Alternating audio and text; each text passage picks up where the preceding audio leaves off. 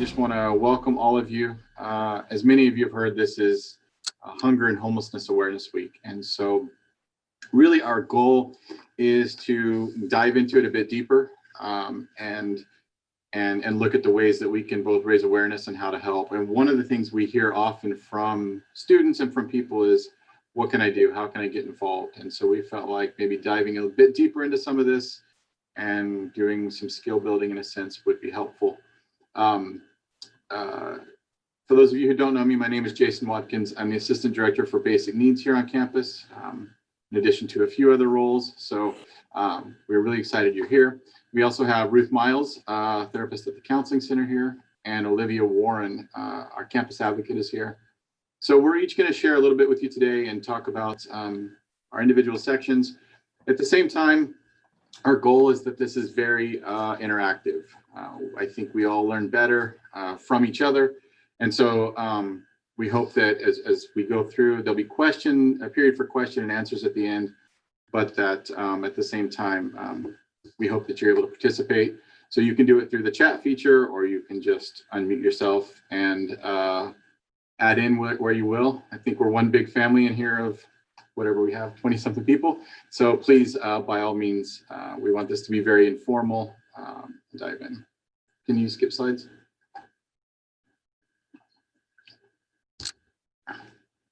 So when we get started, and we're really going to focus today specifically on homelessness, but I think it's important for us to understand the issue holistically in terms of food insecurity and homelessness. So just some kind of definitions, if you will, to get us started. Food insecurity is the lack of the state of being without reliable access to a sufficient quantity of affordable, nutritious food, right? And so there are multiple factors to that. You know, you might eat 15 packets of ramen in a day, and calorically, you've gotten what you need, but I think most of us would agree that that isn't exactly nutritious food. And so being food secure means that you have access by reasonable means to things that are affordable, that you have a sufficient quantity of food, and that it is nutritious.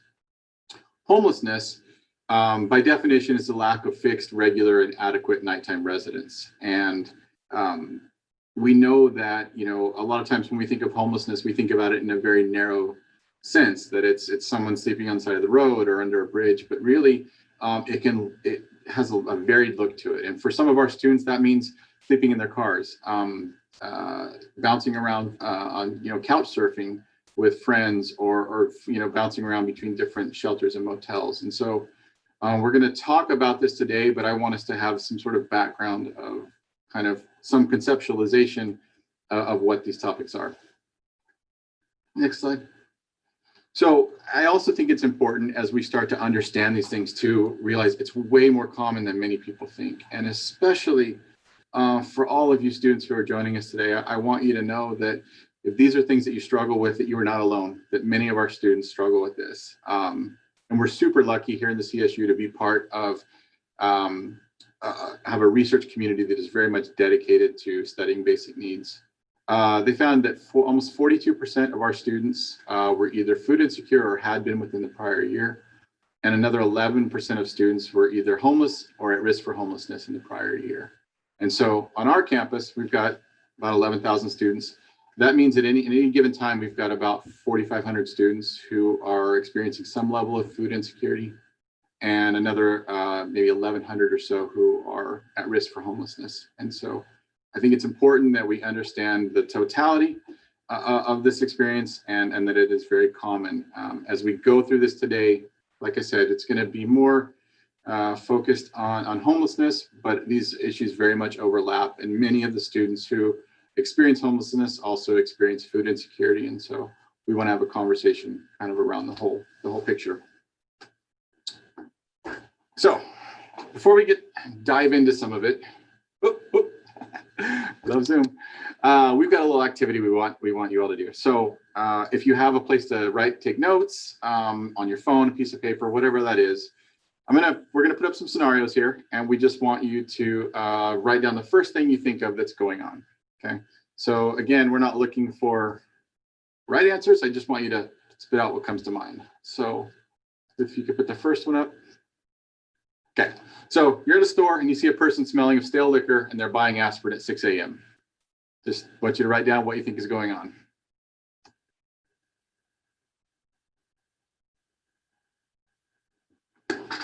Okay, next one.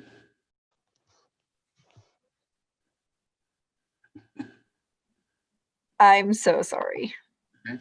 While you do that, I just want to thank Dr. Zalesny for being here. Claudia, thank you. Michael Lukens here, it looks like. Janice, thank you all for being here and supporting this. If there's anyone I missed, I apologize. We're working through Zoom. Okay, so, right, you're at the same store and a teenager runs out of the store carrying a heavy backpack. Okay, what's going on in that situation? Again, just jot down either on your phone or on a piece of paper, sort of your first thought. Next one. So you're standing outside and you see two police officers visit your next door neighbor's house. What is going on?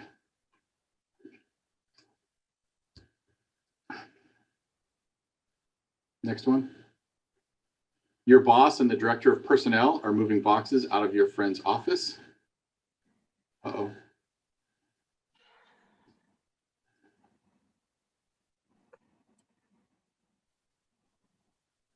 And lastly, you're walking down the street and you see a man laying on a park bench. Okay. So this is the point, and we're going to pause for a second, and I want to hear from all of you, at least a couple of you here and there, and what you came up with. So does anyone want to share their reaction to a person smelling of stale liquor and buying aspirin at 6 a.m.? What was your explanation for that?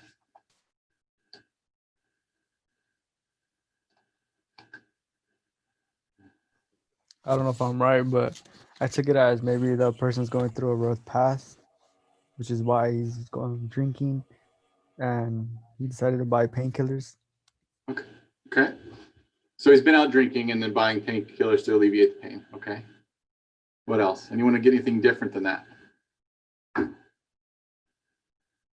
I just said that he was hungover and he had a late night. Okay. Okay. Did anyone say anything along the lines of he works at a bar, or the person works at a bar and just got off the late shift? Maybe they were buying aspirin for their partner who has the flu. Maybe even more creative, they spilled a bottle of rum when they were reaching for the breakfast cereal, bumped their head on the cupboard, and now they are attending to their wound. Right? Something to think about. What about a teenager running out of the convenience store with a heavy backpack? What were our explanations for that? Or maybe he's struggling in food, like money, so maybe he steals food to like eat. Okay, so he stole food to eat. Dr. Zalesny, did you have something? Late for work. Late for work. Claudia said trying to catch the bus. All right, we're catching on. Late for class. So the natural reaction is right, rob the store. But it's good that we start to think about other possibilities. Some others that were listed, they're a track star and they run everywhere they go, which feels very Forrest Gump, but hey, we'll go with it. Or, something happened in the store and he's fleeing something bad like a fire or something else happening in the store. What about two police officers visiting your next door neighbor's house? Jason, I thought that maybe perhaps the police were there to help my next door neighbor. Maybe they got a phone call that scared them or an email. So they were there trying to help them. Okay. They're trying to help them. What else? Responding to some sort of emergency. Responding to an emergency. Okay. Did anyone put anything along the lines of the police are there because to question the neighbors? Okay, neighbors possibly had a domestic dispute. Good. Maybe they were trying to turn the phone and accidentally called emergency. That's a good one, right? Did anyone put anything along the lines of the police are at your neighbors asking questions about you? No. Right? Again, we tend to fall into these sort of narrow ideas of the way we think about this. Your boss and the director of personnel are moving boxes out of your office. Either a promotion to a bigger office, okay, got promoted, or being fired, right? And I think sometimes our tendency is to think the negative instead of looking at the other possibilities. And then lastly, we could probably do this all day when we start looking at attribution. You're walking down the street and you see a man laying on a park bench. What were our explanations for that? Maybe he was hungover one night and he just fell asleep wherever he can knock out. Okay, so it's the same guy who was buying aspirin earlier. Is that what I'm hearing? Yeah. Made it to the bench. Okay. Morgan said they decided to take a break on the bench. What else? Overdose. Okay. So, and the point in doing this is I think it's really important that when we start to explore ideas around stigma, around our preconceived notions about homelessness and food insecurity, that we really get in touch with how we make attributions about situations that we see. And so this activity, in a sense, highlights the idea of the fundamental attribution error. Go to the next slide. So this is, and I want to be clear, this is something we all do more than we'd like to. You know, if in each of these you went to the obvious thing, that's normal. We tend to do that. And really what it says is we overestimate the influence of personality, disposition, right? We overestimate who someone is as a person, and we tend to underestimate the influence of the situation, specifically when it's about somebody else, right? And a simple way to think about it is, think if you've ever been in traffic and somebody cut you off. In your mind, you might go immediately to they're not, you know, they're not courteous, they're a bad driver, they were only thinking of themselves. At the same time, when you cut someone off, you're very aware of there were other situations, right? You got distracted, you were in a hurry, something like that. And so I think it's easy when we start to look at issues like homelessness and food insecurity, we tend to focus too much or put too much weight on personality. And we don't oftentimes give enough weight into the situation and to the external factors. In the last activity, what do you think was the basis for some of the assumptions that you made?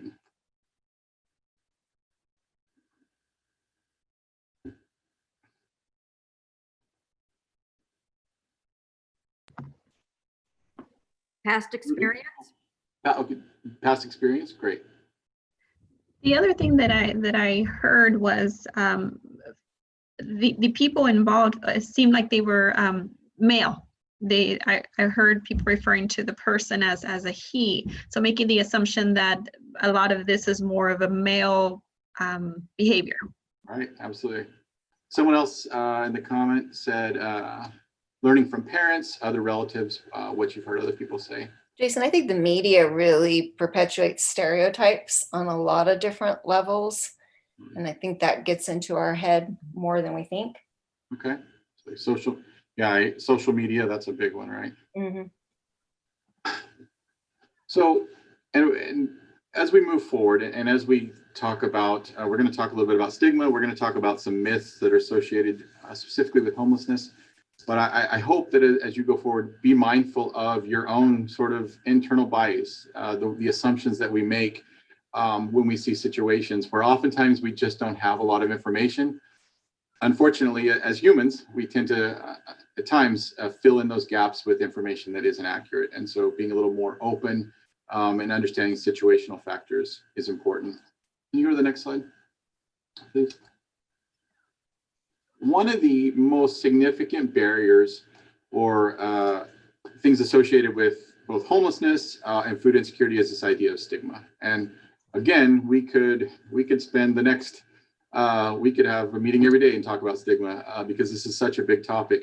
But I think it's important as we understand homelessness to break that up and see it for what it is. By definition, stigma is a mark of disgrace associated with a particular circumstance, equality, or a person. Oftentimes, those who are homeless or those who are receiving food assistance experience stigma both in a couple of levels, both internally and externally. Internally speaks to that idea as a result of this circumstance, right? How do I internalize that as a person? Externally, this is where the rest of society comes in, and how are we treating our fellow humans? Are we making these really negative assumptions about them and then jumping into this very negative treatment of those individuals based on our assumption? And that's that external piece. And so it's very much a two-pronged issue as we understand stigma, that it is bigger than just what one person feels about themselves, but it also includes the external treatment from others. And we know that Stigma remains one of the biggest barriers to service utilization. Many students report needing assistance, whether it be for food and housing, whether it be for mental health counseling, whether it be, meeting with Olivia in terms of some sort of domestic violence incident. There's a lot of stigma that goes with that, and that becomes a barrier. And so the more that we can address that stigma head on, the more that we can adjust our assumptions, I think the better off we're going to be in terms of addressing these issues. Can you go to the next slide? So some basic myths, and I know, again, I want to keep us moving. Some basic myths associated with homelessness. Maybe you've heard these, maybe you've thought them. I want to make sure that we have a clear understanding of kind of separating fact from fiction. So, Jason, do you want me just to bring them all up or no? that's fine. That's fine. So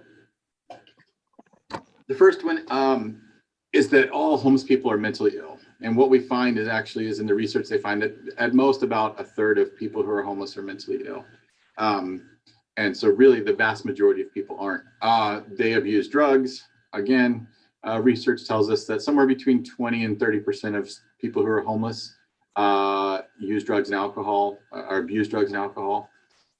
Again, it doesn't mean that it doesn't exist, but it's not a significant departure from the general population. They are dangerous and violent. There's a couple on here that are really get to me, and this is one of them. In fact, the reality is that people who are homeless are much more likely to be the victim of violent crime than be the perpetrator. And so again, we get into these negative assumptions, these fear-based assumptions, but in reality, that is not the case. They're all criminals. And, I think what gets lost in this is there is the perception that people who are homeless may have more interactions, more interventions with law enforcement.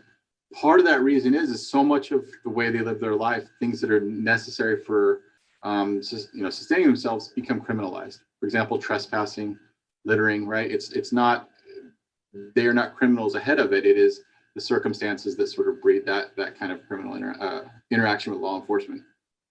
It was all about bad choices. This is my other one. This is the other one that just really gets to me. So apologize if I get very animated about it, but I think this is an easy one for people to try to dismiss the suffering of others by saying, oh, it was all about bad choices. But in reality, oftentimes it's things that so many of us can encounter, whether it be an unexpected illness, a job loss, some sort of, an eviction, something that really came out of nowhere. And there are individuals who have a great support system around them and are very, have a lot of privilege in that they may not have to worry about some of these things happening. For other people that, who don't have that, these kinds of situations can very much cause them to be homeless very quick. And so it's not necessarily about bad choices, but it's about circumstances that really any of us can experience. Spending all their money on drugs and alcohol. Again, researchers find that most people who are homeless, their money goes to things like food and clothing. This is a good one. They need to get a job. In reality, many of them have jobs. And then there's another section of them who are on some sort of Social Security assistance. And then the other component that is there's many people who are homeless and trying to get jobs, but being homeless, not having a regular address, not having access to showers and clean clothes can again prevent another barrier to getting a job. And then the last two, they don't care. They don't care about cleanliness. Again, this is very much a luxury. People who are homeless often report that is the most humiliating part of the experience, is not having the ability to shower and care for themselves. And then the idea that they're not part of our community. We hear this a lot. We hear this driven through the media that people are being brought in, that the people here who are homeless are not from our community.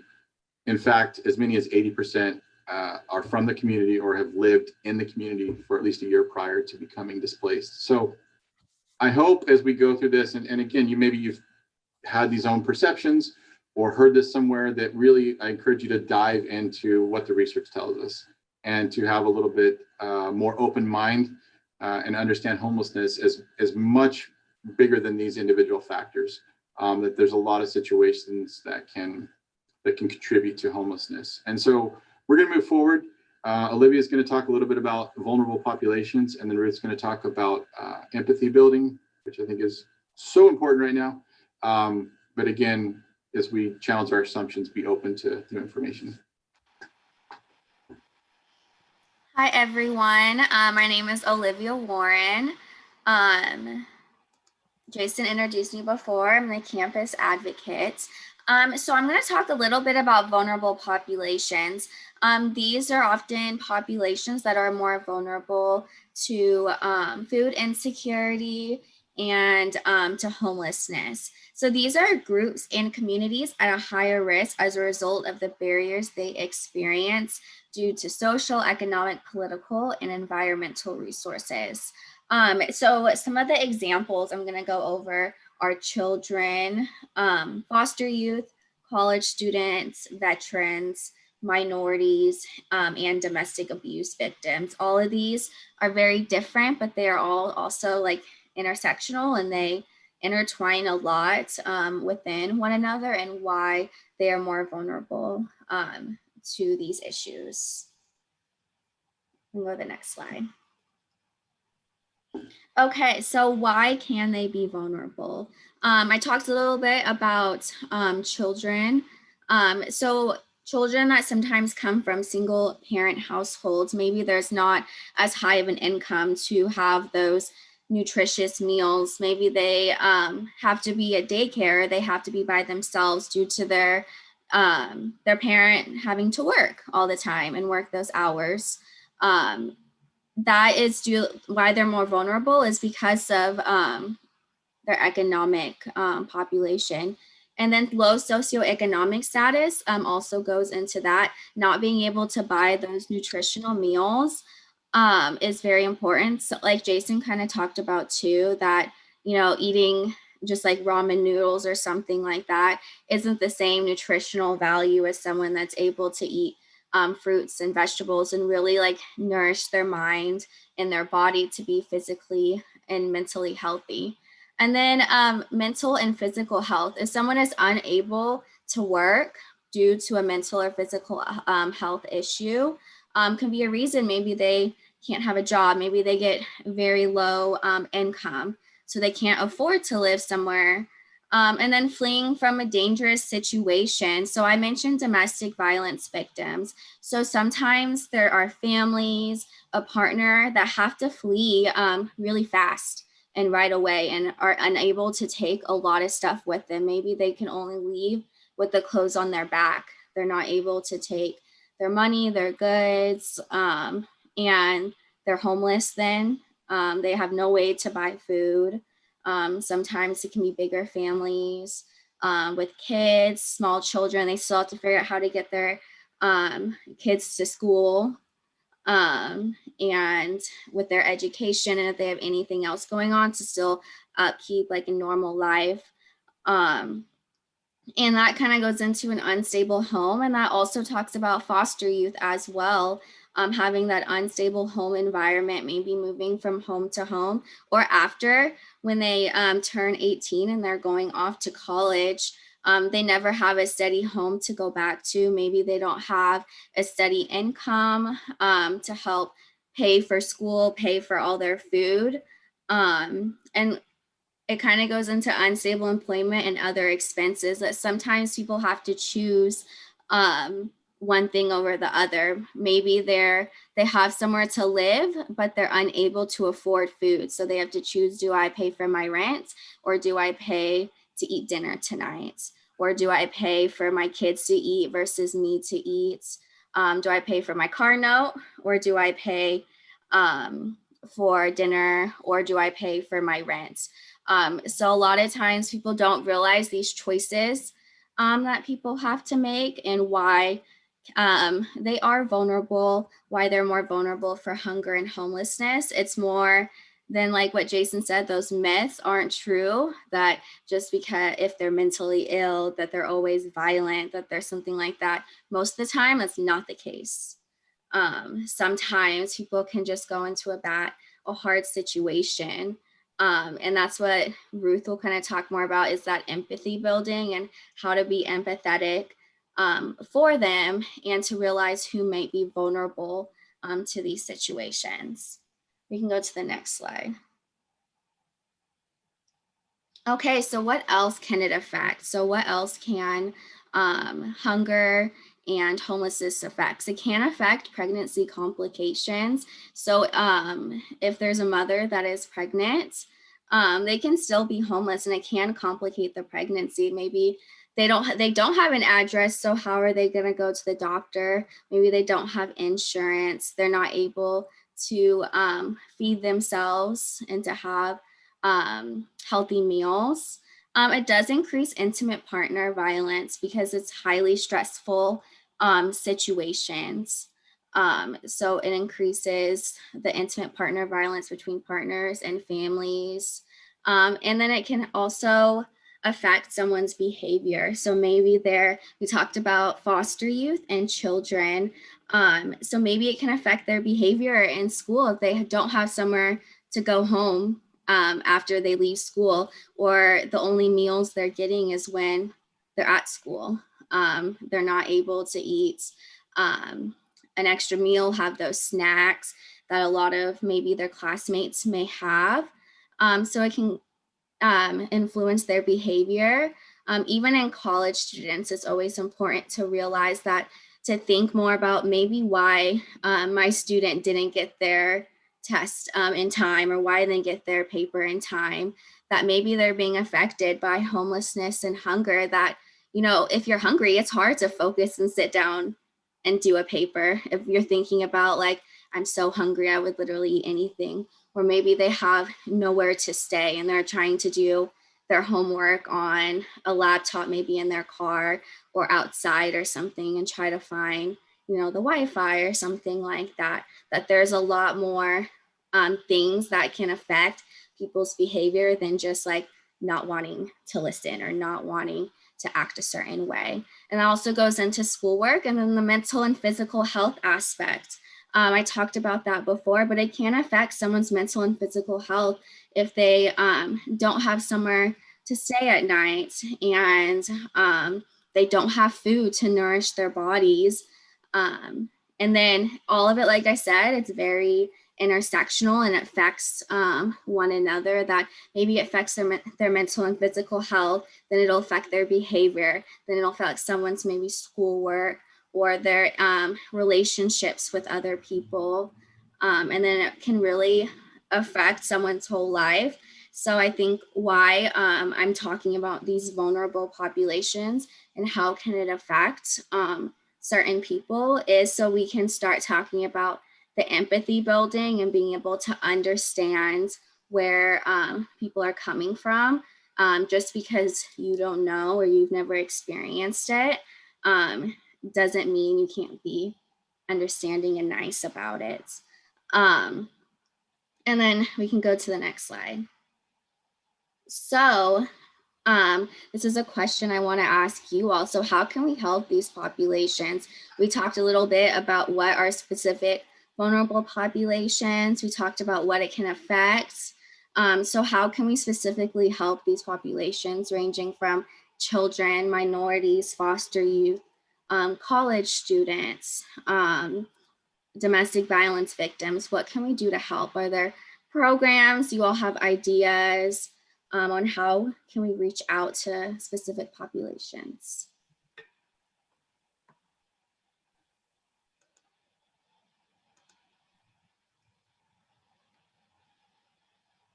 Yeah, Ruth said volunteer work for existing like organizations. There are a lot of organizations in Kern County that like specifically will reach out to certain populations to make sure they have food, they have a place to sleep, to help with their rent. Does anyone else have an idea on how can you specifically reach out to certain populations? Exactly, scholarships for comprehensive support. That's really important, and especially looking out and being like, okay, this scholarship might be specifically for foster youth because we know that they're vulnerable to homelessness and hunger, and that they might not have a home to go back to during the holidays and during winter. So being able to help them with that. Yes, inform people about the 211. Definitely information, just having you hear something, be like, oh, you can call 211.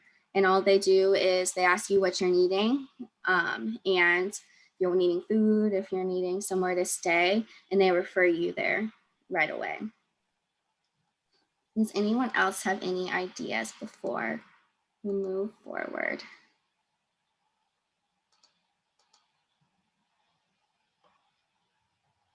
Yeah, go and spend time with people and listen to them. Listen to people's stories, what they're willing to share with you, and really kind of understand where someone is coming from. Yeah, donating food items, clothing, reaching out to neighbors, peers, or coworkers, and talk more openly about these topics in a non-judgmental way to reduce stigma. That's super important, is a non-judgmental way. Not that blaming on them. I talk about that a lot. And victim blaming can even go into this area about being like, well, did you drink too much? Like, have you done this? Like, have you committed a crime? When someone says, like, if they're homeless or they're hungry, to not like judge them and blame them for that happening, just listening to them and really wanting to help them and what they're needing help with and what they're wanting help with. Does anyone else have any other ideas? No? Okay, thank you all for listening. Ruth will talk next a little bit about empathy building.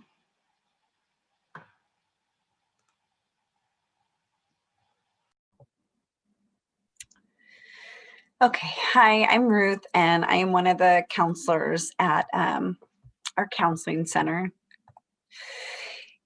And so as Olivia mentioned, that I'm going to talk a little bit more about empathy, what it is, what are some barriers to it, and then how can we as individuals improve our empathetic capacity. So just as a definition, it's the ability to feel what other people are feeling, or that saying of stepping into another person's shoes. And so sometimes people will wonder, like, what's the difference between sympathy and empathy? And sympathy is more of a feeling bad for someone. You might feel, sadness that someone's going through a difficult situation or things like that. So you sympathize. Empathy takes it a step further, where we're really connecting with the emotions of what someone might be going through. Sometimes we're able to do that easily because maybe we've gone through something very, very similar. And so just someone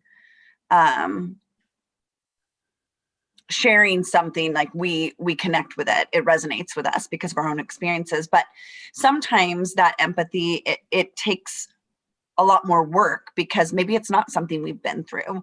And so being able to take the time to slow down and try to connect with what other people might be feeling. So this is a question to you guys before I get into some different reasons why it might be important. So when you guys think of different areas of your life, what could be reasons you feel empathy is important? It helps to connect with others, just from a connection standpoint. Mm-hmm. Let's see. It helps. Mm-hmm. Mm-hmm. Michelle was saying the same thing, that it helps to connect. Right there. Mm-hmm. To be able to see from someone's point of view, mm-hmm. To be able to understand people. Mm-hmm. Yeah. Any other reasons why that might be beneficial? Like, why might understanding people and being able to see those different perspectives, why might that be a good thing or an important thing? Create different circles of social systems and social support systems. Yes. Mm-hmm. Absolutely. Leads to caring, broadens your own perspective. Absolutely. Definitely. Because it helps us grow as people too. The more we can understand things outside of ourselves and outside of our bubble. Definitely. So I have a few things that I wrote down, but I think the list could go on. These are just some broad things. So one of them being that it promotes pro-social behavior. So things that that contribute towards helping other people, benefiting other people. And that, and again, that's more of the umbrella. There's lots of ways that is a good thing, that it's good for our society, it's good for our community, it's good for our campus. It's like you mentioned, Jason, it's good for our relationships. And so being able to, we're social beings, and we survive and thrive by helping and supporting one another. And so it's hugely important that we don't just stay within our realm. Same thing with, it creates a better atmosphere, a stronger sense of community. And again, I think that's in all areas. I think when you have an empathetic boss, you have a better work environment. When you have empathetic coworkers, you have a better work environment. When you have empathy in your home, I think that support looks different, and so I think in each area we think of, that can help make that atmosphere better when we try to understand each other's perspective and to have that compassion. And then better relationships all the way around: friendships, family relationships, work relationships. So another question for you guys: what are some barriers to empathy? So what are some things you feel like, either for yourself, or maybe it's not you, maybe it's other people, that you feel like gets in people's way of empathizing? Ignorance. So yeah, Mia said ignorance. So like just the not knowing. Mm-hmm. Yes, the selfishness. Markel mentioned selfishness. Mm-hmm. Hurt and hurriedness. Absolutely. Absolutely. So people having their own hurt, their own injuries, their own things. And then also the busyness. Like, we have extremely busy lives now. And I think that definitely, when you think historically, I think that has stopped us from a lot of things that used to happen, like getting to know our neighbors, or, developing those different relationships. Yeah, selfishness, plain inability to be empathetic. Mm-hmm.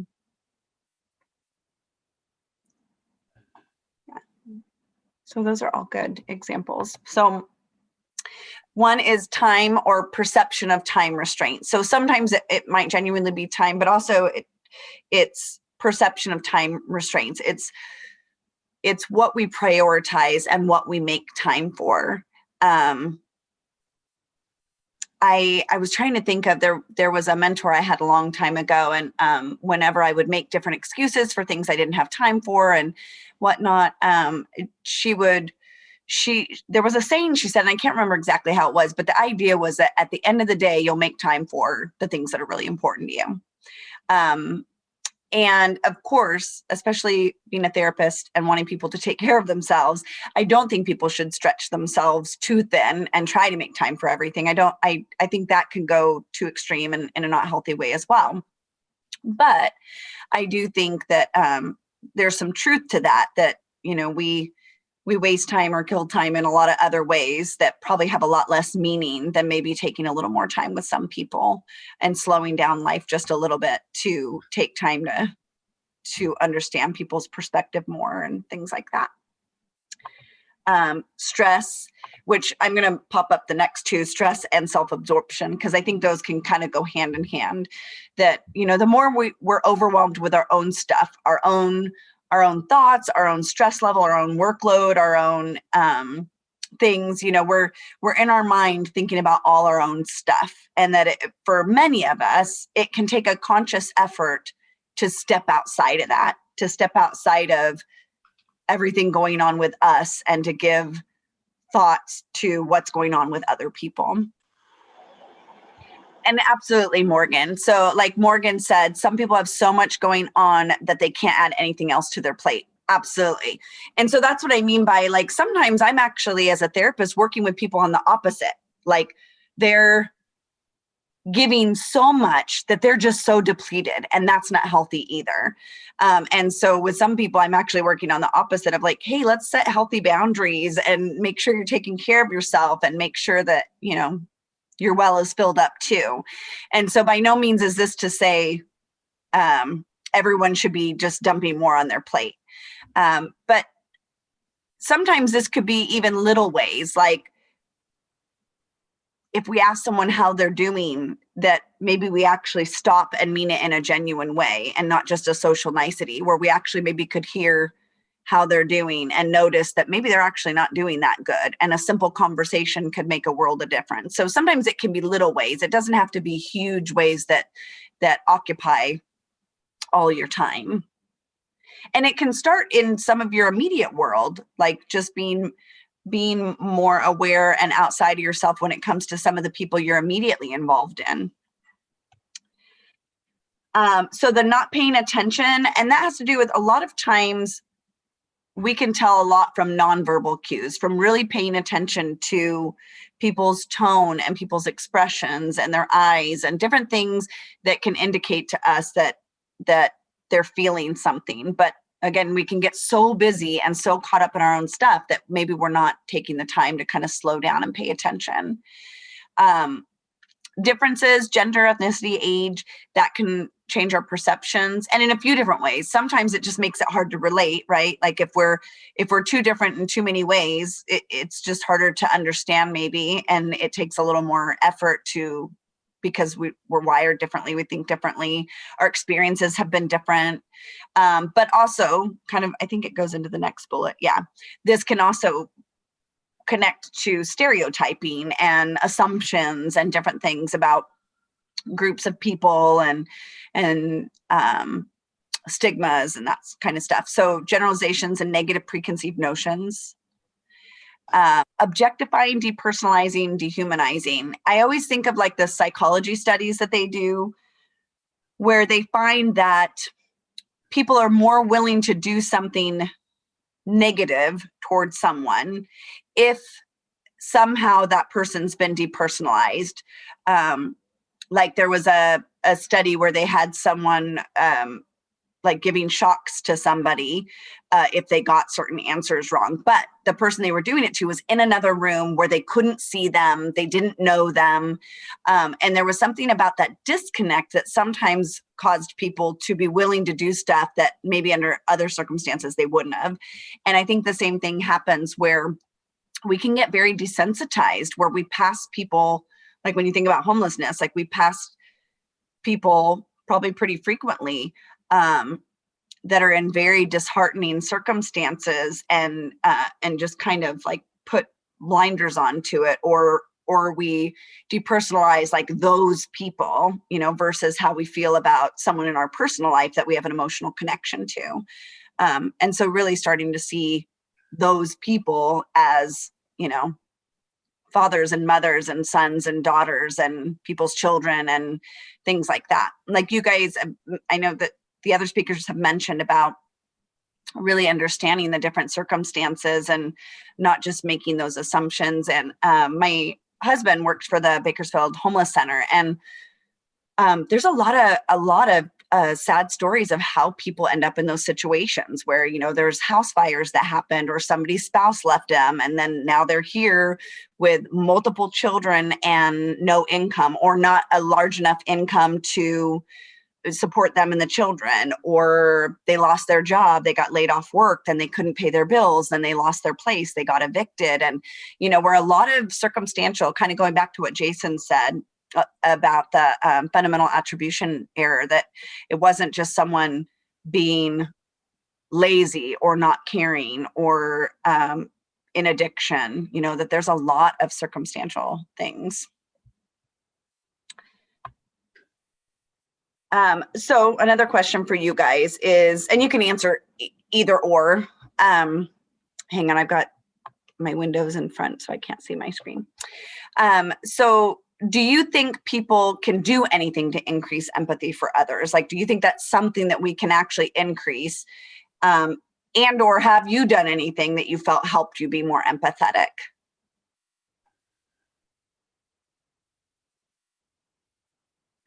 So any ideas of like how, if someone could, and how, or have you personally done anything that kind of helped you?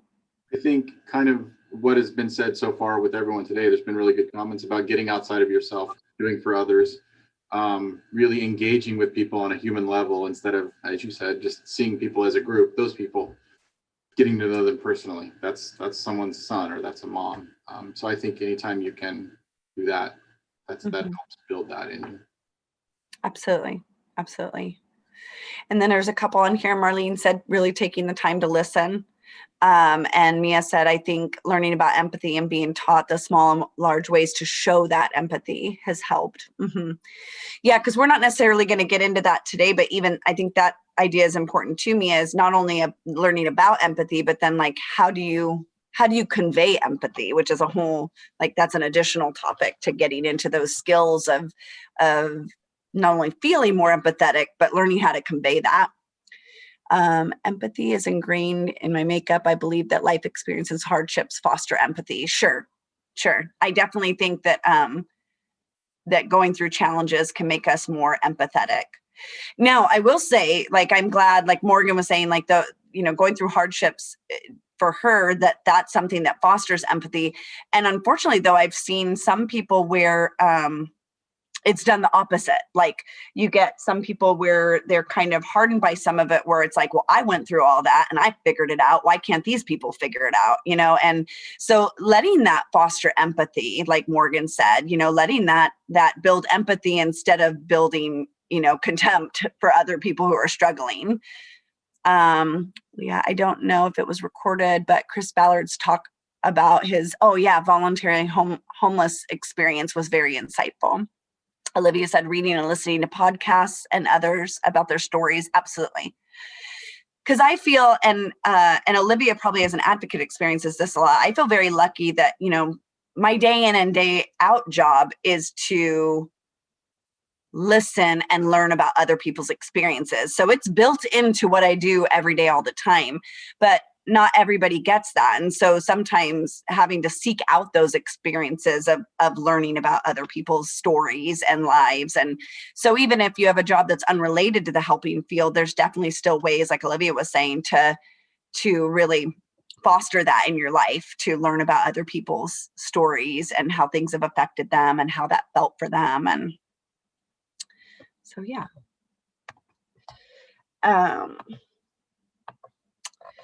So 6 habits of highly empathetic people. So one is, I need to hustle this, huh? One is having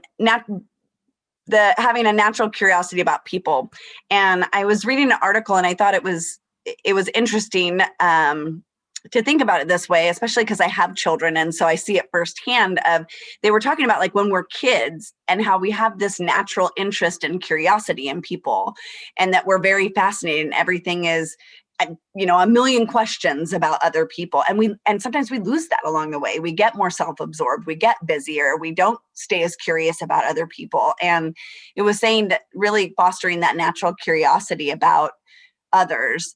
And that's why I say I was thinking about like with my daughters, where it'll be like, well, who is she? Does she work with you? And what does she do? Is she nice? What is she like? And the kids just have that natural, I want to know, like I want to know all about this person. And it's too bad that we do lose that along the way. And so being able to be intentional about that, challenging your own misconceived notions about people. So again, being open to learning other things and realizing that maybe previous assumptions were wrong.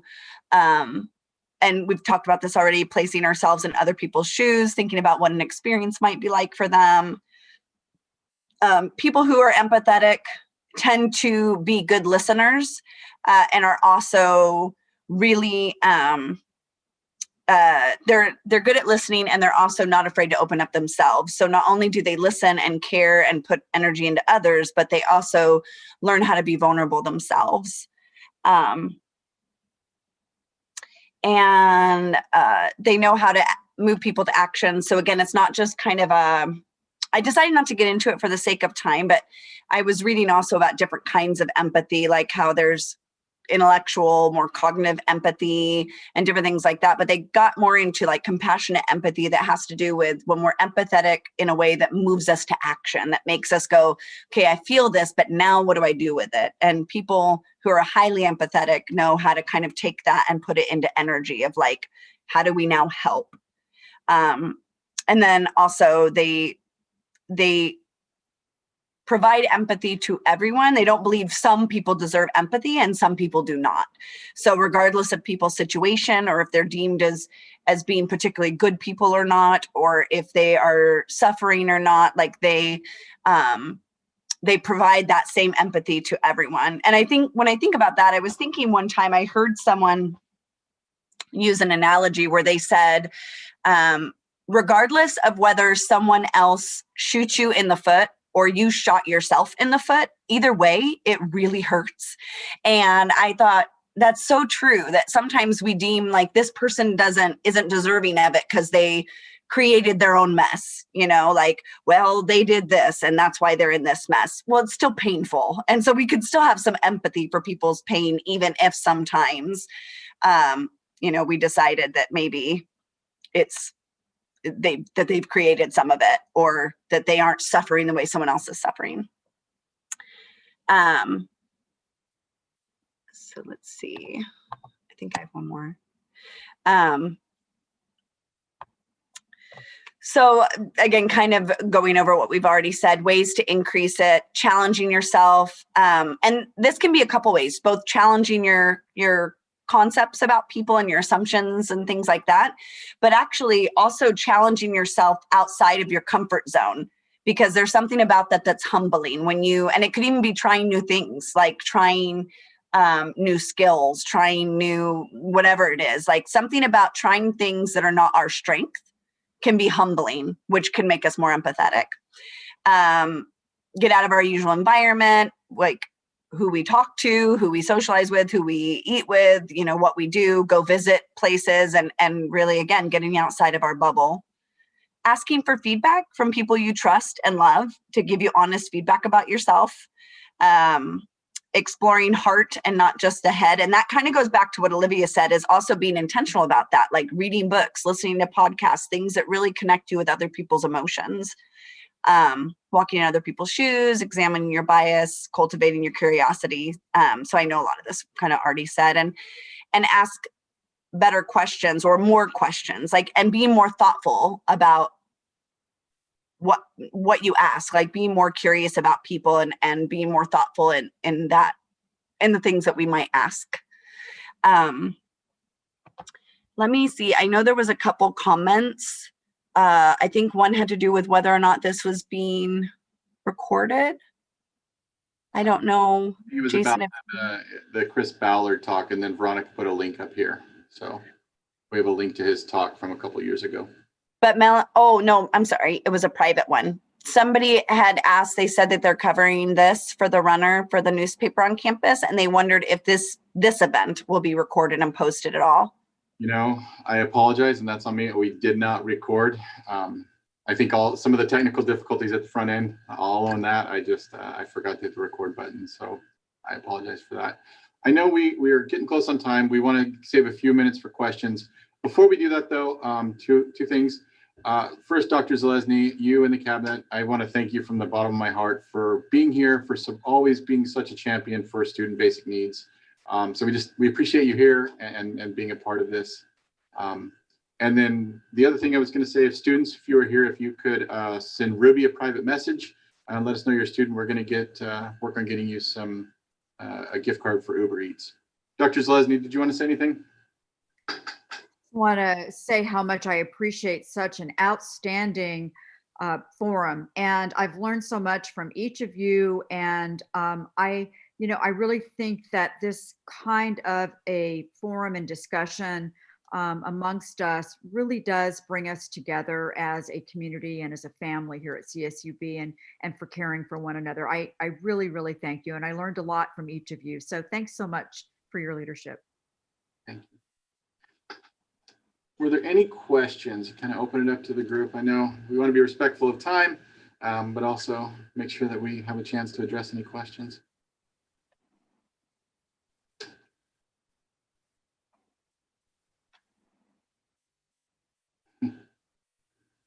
So either we were so good that we just answered every question you could have, or people are speaking out the next meeting. I don't know. Morgan said it's because we're all so good. I'll go with that. Morgan, you know what you're talking about. Well, I guess I'll end with this. So much today we talked about what to do, and I really do wholeheartedly believe it starts with things like these. It starts with taking your lunch hour and deciding, I'm going to come and spend this, and I'm going to learn about something new. I'm going to learn about vulnerable populations. I'm going to work on building empathy within myself. And so I commend all of you for being here. And again, you're part of the solution here. And so I hope you can give yourself a pat on the back. And so I just want to thank you all. And we've got community conversation tomorrow at 11. The food pantry's got a game night tonight at 5 o'clock. You can find all the links on Instagram. So I encourage you to connect with us through the rest of the week as we honor Hunger and Homelessness Week. So thank you, everyone.